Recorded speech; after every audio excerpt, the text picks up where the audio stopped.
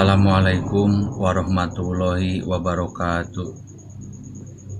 Selamat malam Sobat Cici Cuy Channel dimanapun Anda berada.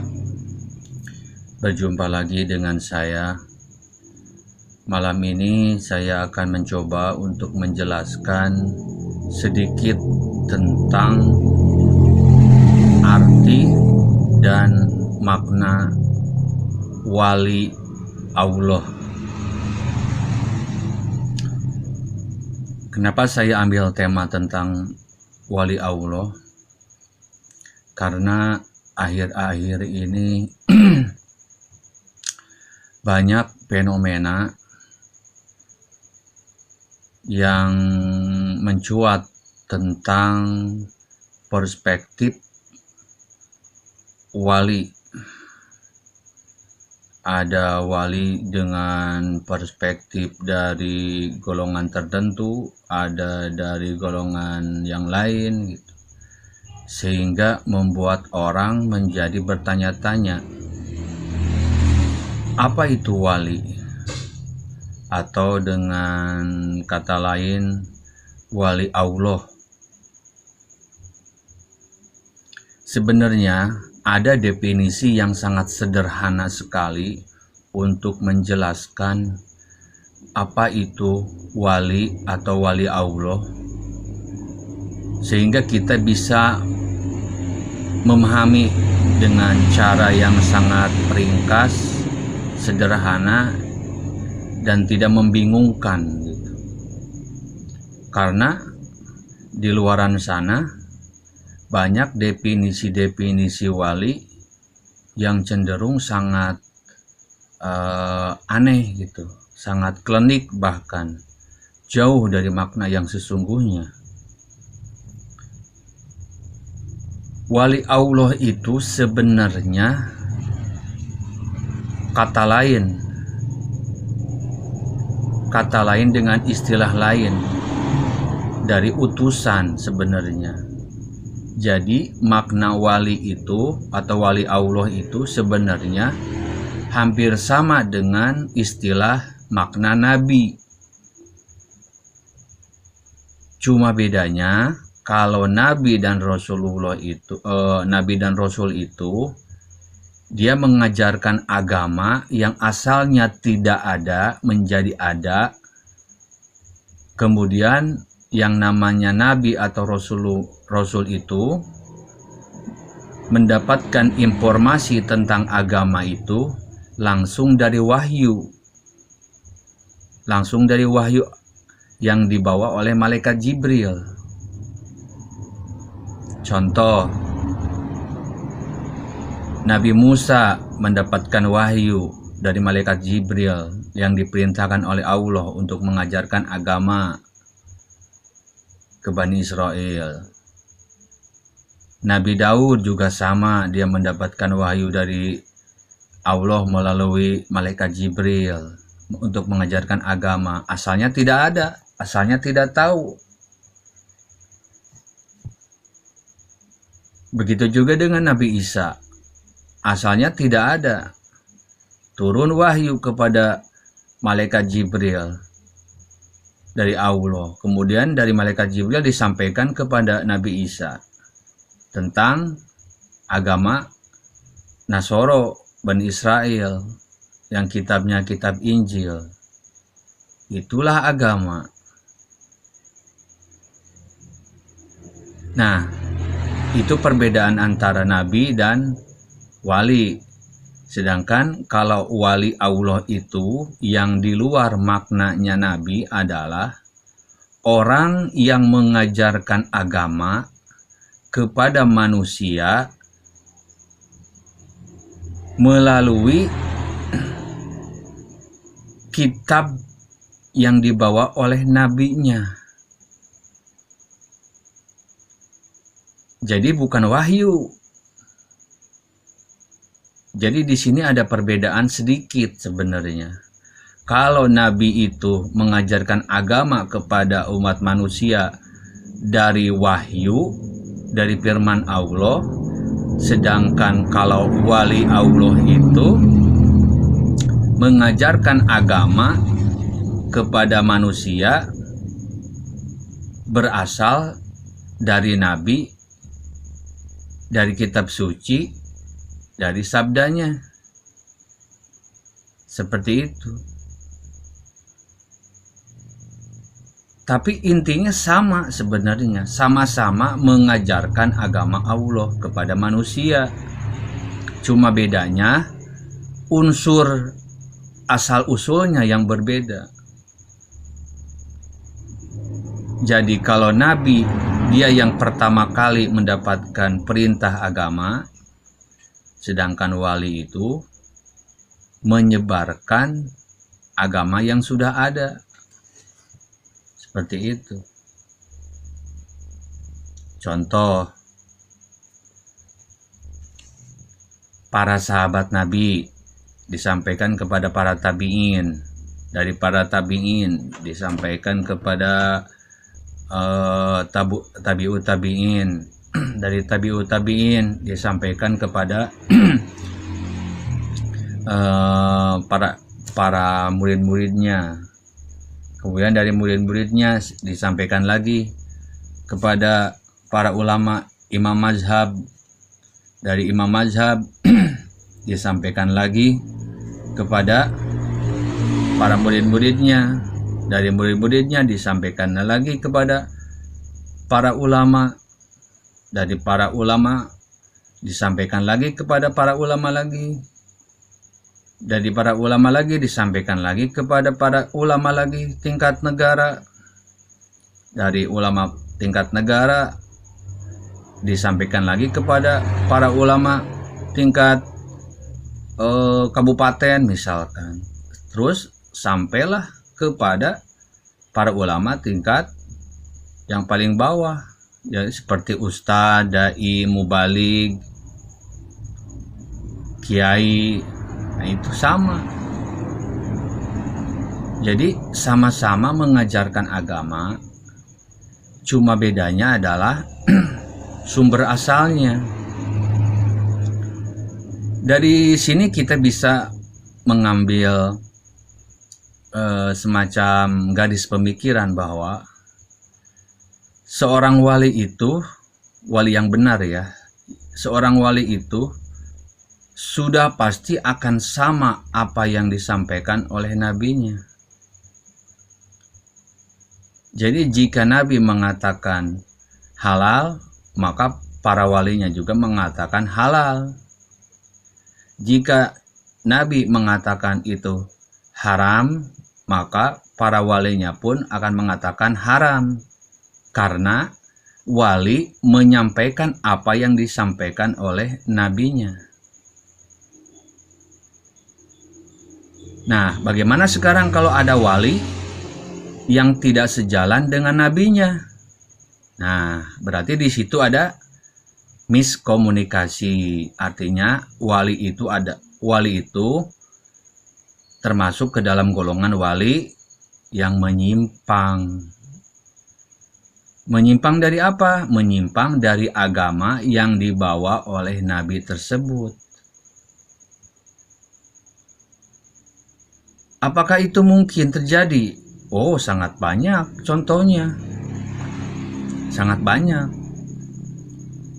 Salah satu contoh, Nabi mengatakan kepada para sahabatnya agar waspada, jangan sampai kuburan itu dijadikan sebagai masjid. Jangan sampai umat itu gulu terhadap kuburan. Jangan sampai umat itu membangun kuburan. Kata Nabi, apa alasannya?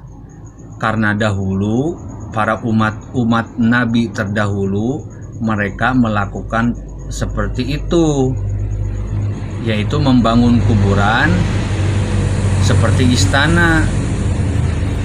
Kemudian mereka beribadah di dalam bangunan tersebut seolah-olah seperti masjid, padahal itu kuburan. Nah, seperti itu.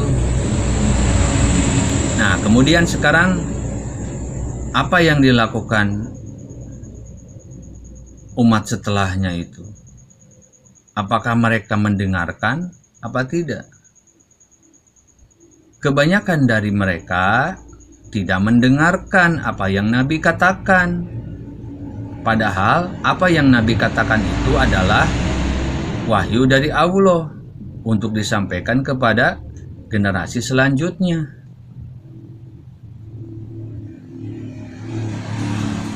Terus Nabi juga mengatakan alasannya kenapa tidak boleh seperti itu dalam memperlakukan kuburan. Karena Nabi mengatakan bahwa umat-umat terdahulu dihancurkan, dilaknat oleh Allah akibat sebabnya adalah gulu terhadap kuburan. Itu Nabi loh yang mengatakan seperti itu agar disampaikan kembali kepada umatnya yang ada di akhir zaman. Seperti itu. Nah, berarti kalau ada orang yang menyampaikan apa yang Nabi sampaikan tadi, nah berarti dia adalah seorang wali Allah.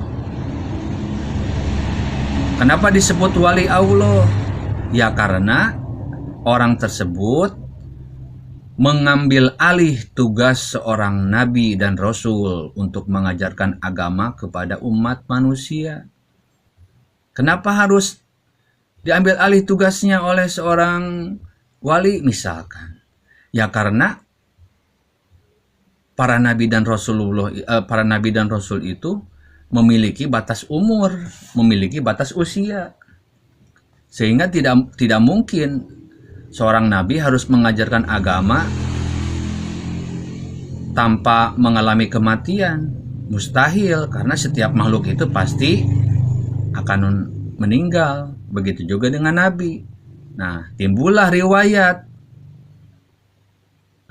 nabi ketika masih hidup.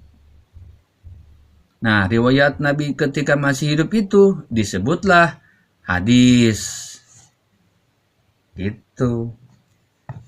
Contohnya hadis riwayat dari Abu Bakar, hadis riwayat dari Umar, hadis riwayat dari Siti Fatimah, hadis riwayat dari Siti Aisyah, hadis riwayat dari Ali dan para sahabatnya seperti Abu Hurairah dan lain-lain.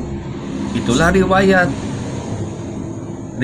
agama, riwayat wahyu yang Allah turunkan kepada Nabi semasa hidup, diceritakan kembali oleh para sahabat ke generasi selanjutnya. Itulah riwayat hadis di situ.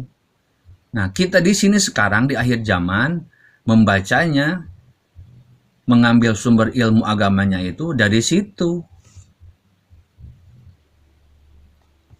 Nah, jadi apa itu wali Allah? Wali Allah itu adalah bisa dikatakan bahwa orang yang mendapatkan ilmu pengetahuan agama kemudian mengajarkannya kepada umat manusia dengan cara yang baik dan benar sesuai syariat. Itu disebut wali Allah. Apakah wali Allah itu ada tingkatan? Oh iya, tentu ada tingkatannya wali Allah itu. Karena tidak semua orang yang mengajarkan ilmu agama itu bisa disebut wali, belum tentu. Karena hal itu dipengaruhi oleh tingkat keimanan dan ketakwaan seseorang. Lah, lantas bagaimana kalau ada orang yang keimanannya bagus, keimanannya soleh, terus ilmu agamanya dalam gitu, mengetahui riwayat-riwayat hadisnya banyak misalkan, tapi dia bukan orang yang memiliki kedudukan di tengah masyarakat, misalkan tukang jualan oncom misalkan, atau tukang dagang cilok misalkan, atau PNS misalkan, atau seorang dokter, atau seorang nelayan gitu, atau seorang pedagang, atau seorang istilahnya apa, tukang reparasi jam misalkan, atau seorang insinyur misalkan. Mungkin nggak dia menjadi wali di zaman seperti sekarang ini? Bisa jadi ada seperti itu kalau memenuhi syarat. Ya syaratnya seperti tadi itu, dia menyampaikan ilmu agama secara baik dan benar, dan dia sendiri konsisten dengan agamanya, tauhidnya benar. Nah berarti dia juga wali sama. Mungkin kalau masalah tingkatannya kita tidak tahu, karena itu kan masalah gaib. Karena keimanan dan ketakwaan seseorang itu hanya Allah yang tahu kadarnya seperti apa. Yang jelas kita cuma tahu klasifikasinya seperti apa wali itu gitu. Nah itu kalau wali yang benar. Jadi bahasa sederhananya itu seperti ini yang disebut wali itu. Ada orang nih, orangnya baik gitu, baik soleh, agamanya bagus, kuat tekun beribadah, suka jihad juga, misalnya. Pokoknya semua hal-hal yang baik dia lakukan lah gitu. Terus dia sampaikan lagi kepada orang lain gitu, dalam bentuk pengajaran ilmu agama misalkan. Dia istilahnya tidak menunjukkan hal-hal yang buruk misalkan. Nah, seorang yang seperti itu disebut wali Allah. Seperti itu. Jadi yang namanya wali Allah itu bukannya memiliki karomah, bukan. Kalau karomah beda lagi. Karomah itu pertolongan dari Allah. Contoh nih, ada orang soleh, baik gitu ya, orangnya penyabar, tapi dia itu orang miskin misalkan. Tapi dengan kemiskinannya itu dia semakin takwa kepada Allah gitu, makin zuhud gitu. Nah itu karomah sebenarnya. Cuma karomahnya dalam bidang ilmu agama. Karena jarang ada orang yang hidupnya susah tapi makin bertakwa, jarang. Jadi itu suatu keunikan.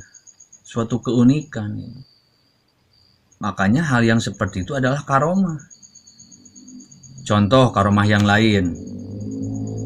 Ada orang yang rajin sedekah misalkan, rajin sedekah, suka berbagi makanan, suka berbagi harta, suka menyantuni anak yatim piatu. Tiba-tiba dia naik mobil, mobilnya kecelakaan, jatuh ke jurang. Semua yang naik mobil itu meninggal kecuali dia. Nah, itu adalah pertolongan dari Allah. Itu juga bisa disebut dengan karomah. Karomah itu. Semuanya meninggal kecuali dia doang. Itu karomah. Jadi karomah itu turun bukan hanya kepada para ulama saja, karomah itu. Kepada orang biasa juga karomah bisa turun karena Allah berkehendak atas semua hal. Kalau Allah sudah berkehendak, apapun bisa terjadi. Gitu. Bahkan seorang pendosa pun, misalkan dia pendosa gitu, tiba-tiba dia istilahnya mengalami musibah, terus habis mengalami musibah tiba-tiba dia ingin bertobat gitu. Nah itu juga karomah, namanya karomah ilmu. Dengan adanya keinginan bertobat itu sebenarnya pertolongan dari Allah. Bayangkan kalau Allah tidak menggerakkan dia untuk bertobat, mungkin dia tidak akan bisa menjadi orang yang lebih baik lagi. Jadi Allah selamatkan dia dari neraka. Itu karomah. Lah kata orang katanya kalau yang namanya karomah itu seperti di film-film katanya. Bisa kenyang, makan nasi cuma 1 suap doang misalkan, atau orang tidak mempan ditusuk sama pisau katanya, atau dia bisa sholat dalam keadaan tidur misalkan. Itu bukan karomah, itu namanya menghayal alias huropat. Beda antara karomah dengan huropat, itu beda jauh. Kalau huropat itu sesuatu yang diada-adakan, itu namanya huropat. Namanya huropat itu. Sesuatu yang tidak ada tapi diada-adakan, itu huropat. Gitu. Contoh lagi, misalkan ada orang yang naik mobil, tiba-tiba dia kehilangan dompetnya. Terus dia bingung, waduh, nyari duit di mana nih, padahal belum bayar ongkos misalkan. Belum bayar ongkos. Tiba-tiba ada orang yang nggak kenal tiba-tiba ngomong, "Pak, biar saya yang bayarin aja Pak ongkosnya." Nah, itu juga karomah, pertolongan dari Allah. Gitu. Jadi karomah itu bukan ilmu gaib, bukan ilmu kebal, bukan ilmu sihir. Karomah itu pertolongan dari Allah. Contoh lagi tentang karomah. Ada seorang pria nih, dia rajin zikir tiap Jumat, suka zikir di masjid sampai 1 jam misalkan. Bukan misalkan, memang iya bener. Dia suka zikir tiap Jumat gitu. Tiba-tiba pas pulang ke rumah, mau masak Indomie. Pas dicek, lah kok tabung gasnya masih penuh gitu. Perasaan ini gas udah hampir 1 bulan belum isi, dan setiap hari masak terus. Padahal kalau menurut takaran biasa, gas 3 kilo itu hanya cukup untuk 1 minggu. Nah, ini udah hampir 1 bulan kok nggak habis-habis gitu. Kata dia gini, dia bilang, "Alhamdulillah gasnya masih ada. Padahal duit sudah nggak ada buat beli gas. Mau makan nggak ada duit. Cuma ada mie instan doang." Nah, dia mikir, oh iya ya, perasaan udah lama nggak isi gas. Tapi kok masih ada ya? Sambil garuk kepala, dia akhirnya masak aja dah. Gitu. Tanpa sadar, itu juga karomah. Karomah dari Allah, pertolongan dari Allah. Dan Allah berkehendak. Kalau Allah berkata gasnya nggak habis, ya pasti nggak bakalan habis, meskipun sudah 1 bulan ukuran 3 kilo tabung gasnya. Padahal menurut ukuran biasa, ukuran 3 kilo itu cuma 1 minggu. Gitu. Kalau masaknya sering gitu. Itu juga karomah sama. Gitu. Kalau huropat beda lagi. Kalau huropat itu seperti ini contohnya nih. Dia mimpi, di dalam mimpinya itu dia bertemu Rasul. Habis bertemu Rasul, dia di dalam mimpinya diperintahkan untuk datang ke makam keramat. Terus di makam keramat itu disuruh ngambil benda pusaka misalkan. Kemudian benda pusaka itu berupa batu, misalkan batu kerikil. Nah, si batu itu ditempelin ke orang yang sakit kepala misalkan, langsung sembuh. Nah, itu namanya huropat. Kenapa disebut huropat? Karena tidak ilmiah. Bagaimana mungkin batu kerikil bisa menyembuhkan sakit kepala? itu adalah cerita di ada-adakan. Itu namanya hurufat. Beda dengan karomah, jalurnya beda. Karomah dengan hurufat beda jauh. Nah, jadi seperti itu sobat cicuit dimanapun Anda berada. Jadi kesimpulannya, wali Allah itu apa sih gitu ya. Ini khusus untuk orang-orang awam aja ya seperti saya gitu, agar mudah memahaminya. Apa sih karomah itu, apa sih wali Allah itu gitu ya. Ini bahasa sederhananya gini, yang disebut dengan wali Allah itu orang yang ikhlas lillahi ta'ala mengajarkan ilmu agama kepada manusia tanpa pandang bulu, tanpa pamrih, tanpa ingin dipuji, mengajarkan ilmu agama kepada manusia secara baik dan benar sesuai syariat, dan konsisten keimanan dan ketakwaannya kepada Allah. Nah, itu disebut dengan wali Allah di situ.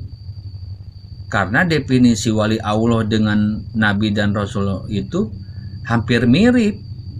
Sama-sama orang yang mengajarkan ilmu agama kepada manusia. Cuma bedanya kalau Nabi itu dia dapat ilmu agamanya langsung dari wahyu.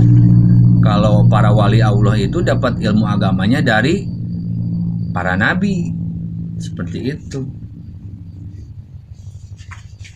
Nah, bagaimana kalau ada orang yang dapat bisikan gaib mengajarkan ilmu agama? Apakah itu bisa disebut wali?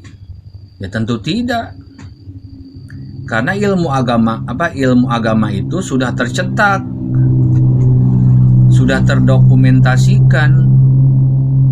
Jadi kalau ada ilmu agama yang disampaikan melalui mimpi, nah itu berarti dari setan. Kalau ilmu agama yang diajarkan kepada manusia berdasarkan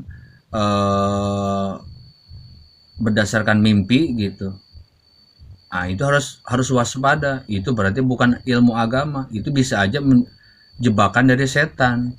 Seperti itu. Jadi harus hati-hati gitu. Karena sekarang ilmu agama itu sudah terdokumentasikan dengan baik dan benar. Jadi tidak ada lagi wahyu, tidak ada lagi firman, karena nabi penutupnya sudah wafat. Nah, seperti itu sobat cicuit dimanapun Anda berada. Baiklah, pembahasan tentang wali saya akhiri sampai di sini dulu. Kalau ada pertanyaan silakan tinggalkan di kolom komentar. Jangan lupa di like, di subscribe, di share, dan kalau ada kesalahan mohon dimaafkan. Kurang dan lebihnya saya minta maaf. Yang kita berjumpa lagi nanti di tema-tema berikutnya. Untuk malam ini saya akhiri. Wassalamualaikum warahmatullahi wabarakatuh.